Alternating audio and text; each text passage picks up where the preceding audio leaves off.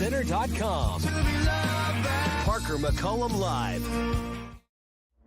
All Access. An inside look at what it takes to operate Iowa's largest entertainment and convention facilities. This is Iowa Event Center All Access. From Iowa Everywhere.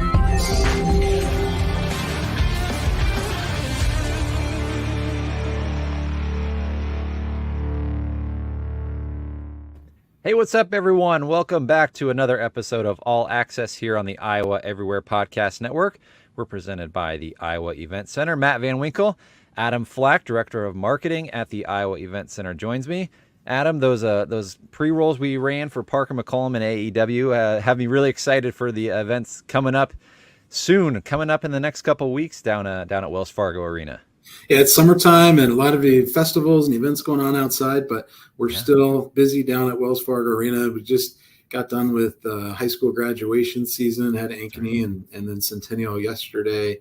But it's time for a few new events in June with Tom Segura, AEW, and Parker McCollum. So three events that haven't been here before. Yeah, for sure. We talked a little bit about Des Moines Con that just wrapped up this past weekend. I'm sure you had a lot of people down there around Hy-Vee Hall, around the event center. A lot of different activities that we saw. We talked a couple weeks ago about, but did you get a chance to check out Des Moines Con? You know, I walked through it Friday early afternoon when it had just opened, and after talking to Ben Penrod about that event, I mean, it was exactly what he said it was going to be. You know, you kind of walk through and you see people playing board games or, doing the card games and stuff that they do, people lining up to see different celebrity guests that are coming. And then obviously you have the people that do the cosplay and dress up. And you saw a lot of different characters roaming the streets of downtown this weekend. I saw you guys had a fun activity with different Blues Clues themed things around the city of Des Moines for ticket giveaways. That was kind of fun. Yeah, just something different. We can talk on shows like this or place regular advertising, but just having some fun with social media and being a little more creative. And an event like that allows us to do more than maybe some others. Well, man, talk about a fun, creative thing we had on Iowa Everywhere this morning on Two Guys. We had Swerve from AEW on, kind of interrupted our show from his car in New York City, of all places, and that was a really fun thing you guys helped set up. So, it was cool to have the AEW World Champion on. Yeah, we were brainstorming in the office and talking about how do we, continue to talk about the event, and AEW's coming in, and we'll have a wrestler come in next week too to do some media stuff, but. The thought came, we had done some different promotions with Iowa Everywhere in the past, with when WWE was in town last time, just about cutting your promo and some of that stuff. So thought, what if we could surprise Chris and bring on one of his favorite AEW wrestlers on? And we didn't know who we were going to get, but having Swerve join the show was pretty fun this morning.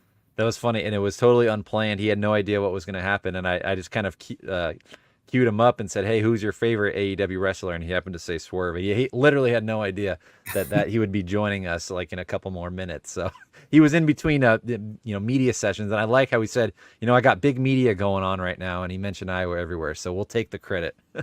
That's right. I was hoping he would dig in a little bit more on Chris, but some of those media tours, we've done a lot of them with Globetrotters, and WWE will bring a wrestler in, and we're going to do the same with AEW, and these guys have so much going on, when they're doing these media tours. They're going from interview to interview, and obviously with Swerve calling in from the car, they're calling into other markets in between the interviews that they're doing, and they're professionals for sure. They've got a ton that they're trying to squeeze into a little amount of time. So happy we were able to make it work on such short notice. And he carries that title belt everywhere he goes. He had a special bag for it with his name on it and stuff. That's pretty cool, man. If you're the champ, you gotta carry that thing around wherever you go.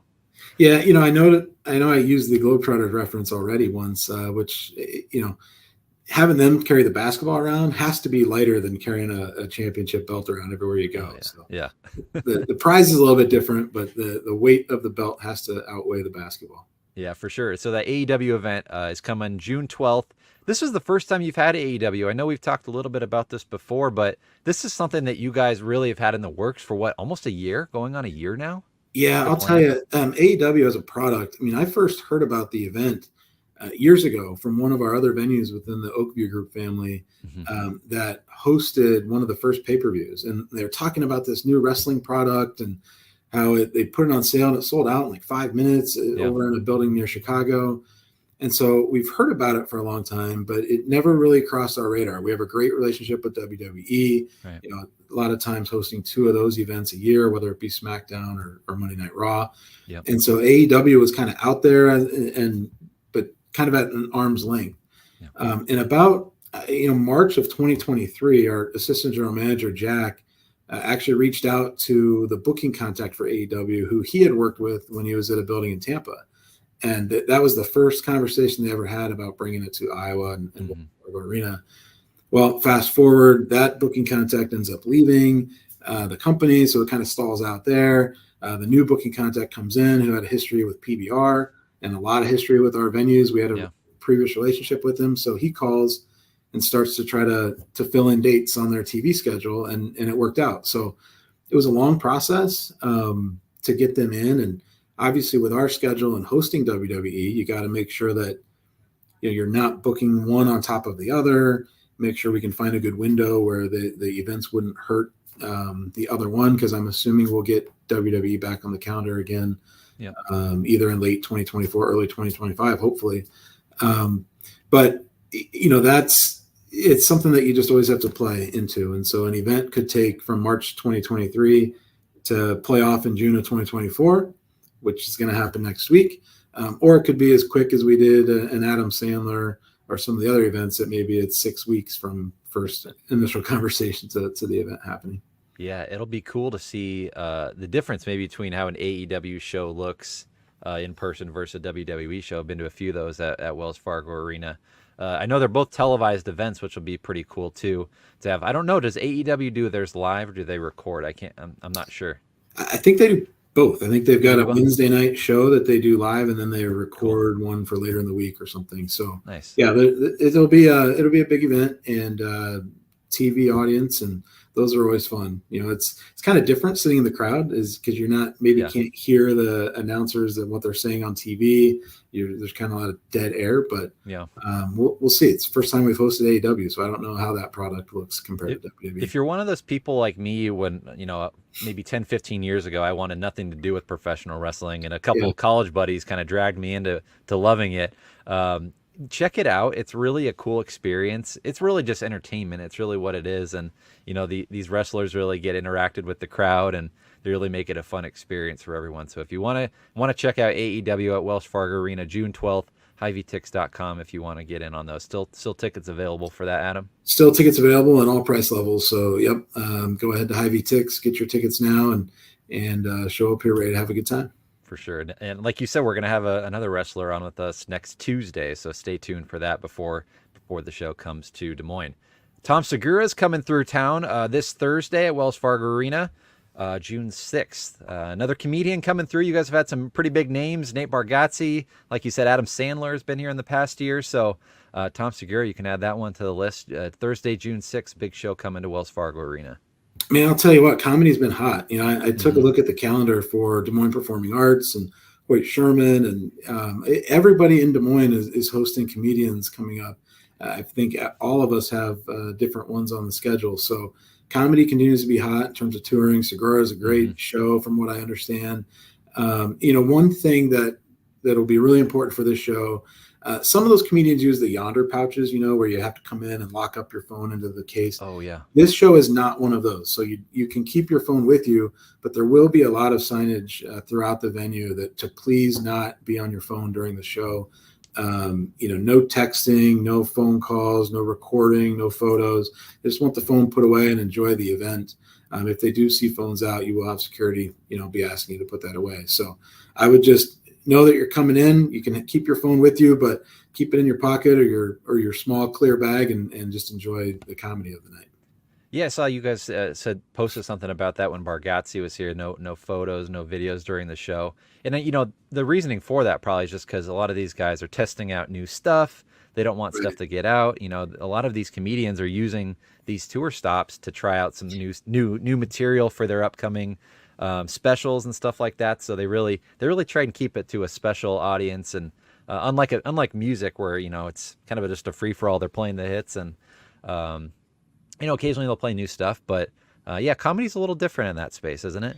It is different. And I think it's ever evolving, right? Because you have, so many social networks that are really helping comedians grow their brand and grow their fan base. So they're releasing the jokes that they want released through their own channels. I've seen that a lot on Instagram and TikTok. And so it's very interesting that they don't want fans to be sharing those jokes out because they really want to control, which one of their jokes gets out there first and talk about it. With Netflix specials and Prime and, all the specials they're doing, they really want to hold a lot of that stuff back.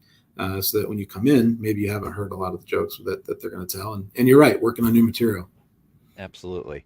And then you have Parker McCollum, a country music act coming through Des Moines as well, June 27th, with special guest Corey Kent. Chris Williams actually had Michael Admire, who's a big Parker McCollum fan. It sounds like they're going to be bringing like a bus of people down to the arena for this. He's kind of one of the hot young artists in the country scene. That should be a really good show too. It should. Just won an ACM award. So, having him come down really on that upswing, right? So he'll continue to be more and more popular. Corey Kent is a special guest. The country does a great job of putting good openers along with the headliner. So, that he'll bring in some good up and coming music as well. So, yeah, looking forward to it at the end of June. We were just sitting around at home the other night listening to Parker McCollum because my daughter, who's 17, big Parker McCollum fan, loves a lot of his stuff. My wife wasn't as familiar. She didn't think, but then as we're playing through some of the different songs that he performs, she learned that she knew more than she thought she did. Yeah, I was doing the same thing. I was listening to him on Apple Music, and I was like, I know that song. that's a big hit. So, Parker McCollum coming June 27th to Wells. Is that a Friday or Saturday? That's one of those weekend shows, isn't it? The 27th will be a Thursday night. Okay, Thursday night. Okay, similar to Segura. Thursday night. Which is a great night for concerts. Yeah, leads you right into the weekend. Awesome. Cool. So and then we mentioned you guys maybe a little bit of a slower time this summer as far as concerts go, but you guys have some other projects that you guys kind of work on throughout the year, and this is kind of a good time to mention some of those things that you guys have going on, specifically over at the event center, right? Yeah, it's a really busy time, for us as we start to wind down our season. You get the hockey season done and the basketball season done, which have so many different events. Barnstormers are in season right now. They're struggling a little bit on the field, but hoping they can pick up some wins here to end the season. But there are fewer of those games than maybe your other sports in seasons. So at the arena, you get some time in May and June to really refresh some different spaces. New carpet in the backstage hallways, or new paint in the VOMs leading out to the floor, and working on updating the press box. So there's different projects that we can get in and start working on in that regard. At the same time, at the convention center, we can do the same thing. It's the big meeting and convention season is winding down. So you're doing some events, but there are a lot more days in the calendar where you can fit in some of those small projects. And a big project that we've had as we've talked about is the Iowa Hall of Pride having closed down and being renovated into new ballroom space. So we are really excited that space, and you're seeing now that some of the progress photos, but that space was gutted. Something that isn't talked about a lot is that space was originally built as a ballroom space in the initial plans, and then they made the agreement with the Athletic Association to put the Iowa Hall of Pride in, and so they put the high school museum in there. When that closed down and went all virtual through the Athletic Association website, the plans were already made. The bones were already there. So it's a pretty quick turnaround by the time you take everything out and then put in everything that we need to operate as a ballroom. So that space is looking great right now. Cool. On schedule to be open sometime this summer. Nice. With that, new carpet throughout the 100 level, some new paint up in the expo hall. So when you come into Hy-Vee Hall this summer, you'll see a refreshed look in some of our spaces. Nice, that's awesome. Cool upgrades to the event center space, and that's an area that a lot of people maybe haven't been able to check out recently. So if you're coming through to a concert or to an event at Wells Fargo Arena, make sure you stop by that area. You can even take that skywalk over if you park kind of on the southwest side. If you're coming maybe from downtown, take the skywalk system. You can kind of see all of that cool event space over there. That's really cool to see all the changes coming to your area. Yeah, which, believe it or not, Matt, I mean, that space is 20 years old after the end of the year. So we've been open since late 2004 in Ivy Hall, and the arena will celebrate 20th anniversary next summer. So it's, these facilities have been around a long time, and it's time to do some updating and some make some new progress on refresh spaces, we'll call it. Yeah, for sure. Well, one of the bigger events that kind of came through our state a couple weeks ago, George Strait at Jack Trice Stadium. I know we were talking about that with Danger a couple weeks ago, and he said that was the show he was looking forward to most this summer. And I actually had a chance to go to it as well. It was, George Strait, Chris Stapleton, Little Big Town put on an incredible show at Jack Trice Stadium, the first show that they've had there in 25 years, 1999, and it was George Strait that played there back in 1999. The stadium's changed a little bit since then. They filled in that south end zone, a little bit of a different seating change, but man, they filled that place in. I don't know what they said the final total number was for attendance, but it had to be over 60,000 would be my guess. It was really just a cool scene. I wasn't planning on going, actually. The week of the show, I bought kind of last-minute tickets. Some came available on Ticketmaster, and was able to snag a couple decent seats. You can see where I was. I was in, right around the 50-yard line, kind of lower level, and got a pretty good deal on them. And, I work right across the street from there, and I saw all the setup going on, and I kind of peeked in there, and I was like, I have to be at this show. I can't miss it. It's just a cool spectacle that I wanted to see. It's been so long since there was a concert there.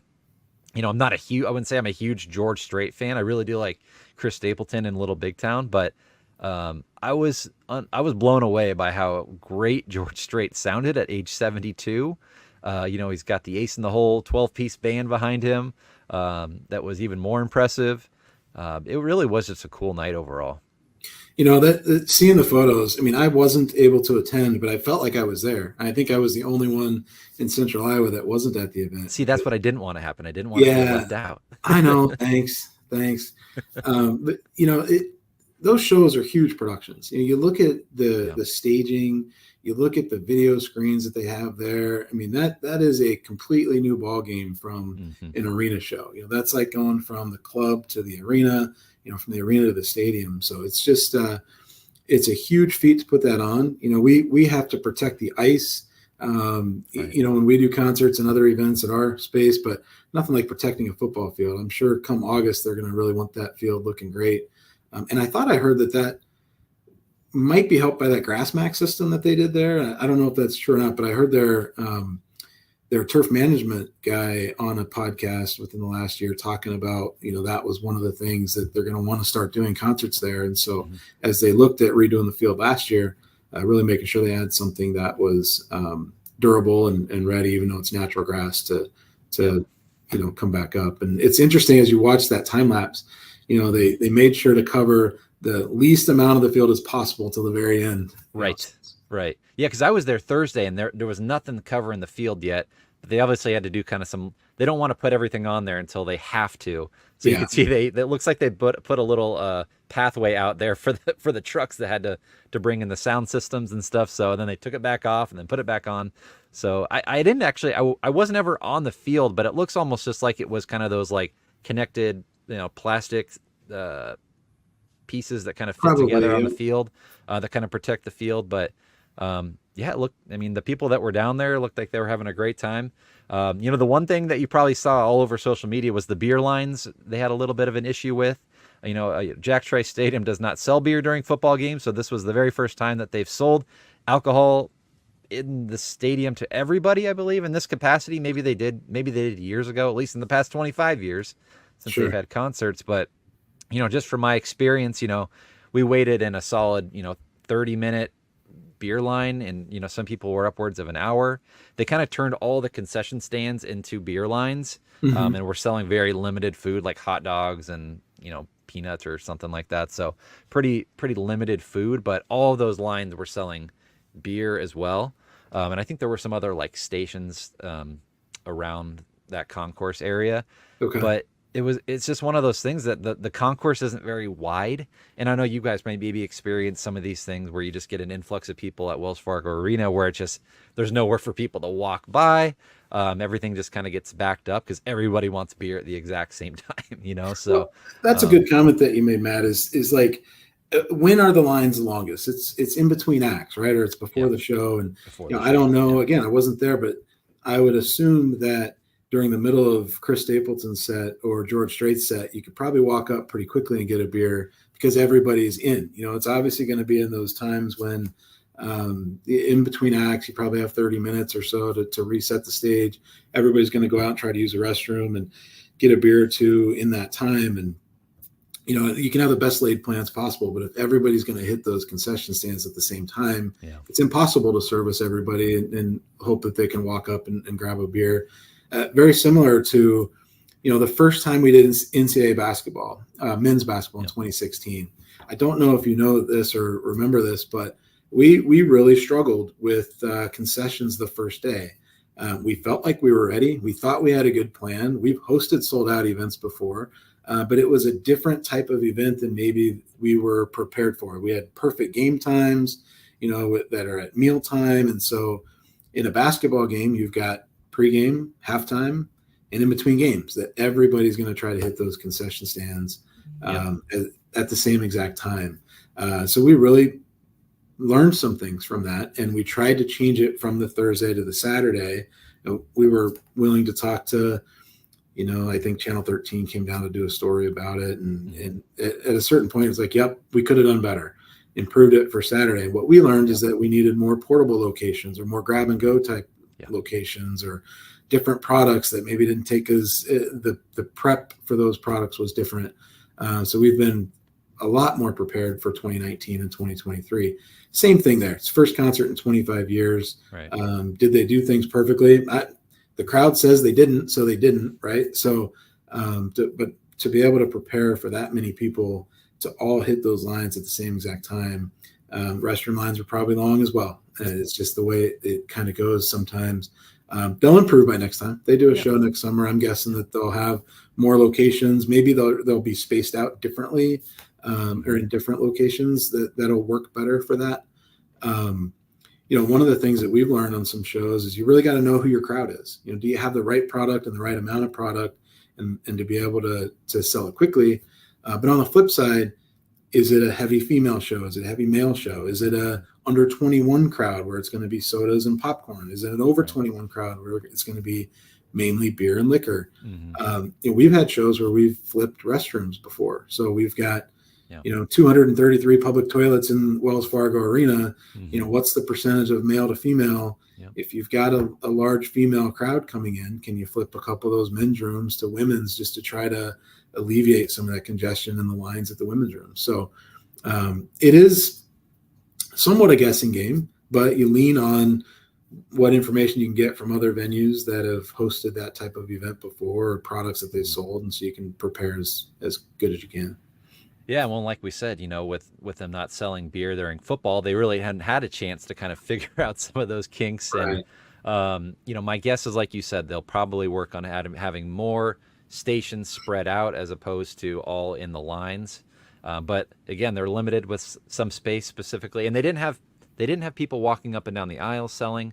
You had to get a wristband before you could get a beer, so that was another line people had to stand in. And I think when they realized that line was getting long, they just said, "Okay, walk up to the counters. We'll check IDs at the counter and give you a wristband." So I think they were making some changes on the fly. It seemed like to me, so I think that helped a little bit. But overall, great experience. I hope they keep doing it again. From what I hear, the promoter really liked the space. The ease of getting in and out of the stadium was really well set up for them. So hopefully we'll have another one coming back next summer. As a venue operator that competes with the concerts up there, you want it to go well, right? You want them to do a great job. And because the more sales they can have at those shows, we all help each other, whether it be Hoyt Sherman or Des Moines Performing Arts or the Speedway or Jack Trice or the State Fair. I mean, we're all, fighting for that entertainment dollar, but the more tickets that each of us sells, it helps improve the music scene in Central Iowa and more acts will come and play. So that's always a good thing. Yeah, just going back to the comment you made about nobody going through the stands, that could have been a request of the artist. That we do that at a lot of shows. We'll have people going through the stands, but most of the time it's during intermission only, or from doors until the act goes on. They don't want you going up and down those aisles while the performer's on stage. So I don't have all the info. I wasn't there, but any of those things could have happened because they do it during football. They do it during, so they're prepared and used to doing that. So I'm guessing if they were able to, they would have done that hawking. Yeah, for sure. Well, again, hopefully they've learned a few things and bring some other acts back to Ames. And it got me thinking about like who else could sell out Jack Trice Stadium. We were talking before we recorded, like, would George Strait alone have been able to sell out the stadium? Maybe, but when you have a guy like Chris Stapleton and Little Big Town who kind of span different generations and different, I guess, music styles in a way. George Strait's a little bit more traditional. Stapleton's kind of the, I don't know, folky, country, a little bit newer stuff, and then Little Big Town's, adds a little more pop flavor, I'd say, into their music. So you have a little bit of different interests, different styles of music. But I don't know. Who else do you think? Like, I feel like it has to be country, maybe for the Iowa crowd to be able to sell something out. But I don't know. There's probably obviously like a Taylor Swift or a Beyonce would sell that out. But like someone you're having like Pink, somebody like Pink probably would sell out. So if they brought a couple of big people. Yeah. So Pink did a stadium tour a couple years ago. And so we're actually happy she's back into arenas and doing stuff. So she could definitely carry a stadium show. The expense is high. When you do a stadium show, you looked at that time lapse that you showed, and just the equipment that it takes to bring that in, the manpower. Some of the big shows that we'll host at the arena might be up to 20 trucks worth of equipment. And then you look at the size and the scope of the stage and the sound and all the, you got to ground support all of that rigging. It's a huge undertaking. Probably just a couple trucks of decking to cover the grass. But I would say that, when you look at country music here, if you get a good package, like a Luke Combs could do a stadium show. Oh yeah. Maybe Ed Sheeran could do it. Chesney does some stadium shows where he gets, him and Zach Brown Band and a couple others together. Unless you're like the Taylor Swift or, the Ed Sheeran or the Luke Combs, or Morgan Wallen's been doing some stadiums as well. I think he did Ole Miss, right? Lane Kiffin was all excited about him being down there. So there are some acts, but they're going to typically have a good package put together like George Strait did with his openers. Yeah, we'll be curious to see if and when they bring another musical act back, who they bring, and kind of turn it into almost like a mini music festival, kind of like what they had with Strait and Stapleton and Little Big Town. So I just want to remind people, again, the show's coming to Wells Fargo Arena in June. Got Tom Segura coming this Thursday, AEW Dynamite next Wednesday, and Parker McCollum June 27th, a Thursday show as well. As you mentioned, Iowa Barnstormers in action this month as well, June 15th and June 22nd. IVTix.com for all those shows, Adam. IVTix.com. Awesome. Well, we appreciate you guys tuning in to another episode of All Access here on the Iowa Everywhere Podcast Network, presented by the Iowa Event Center.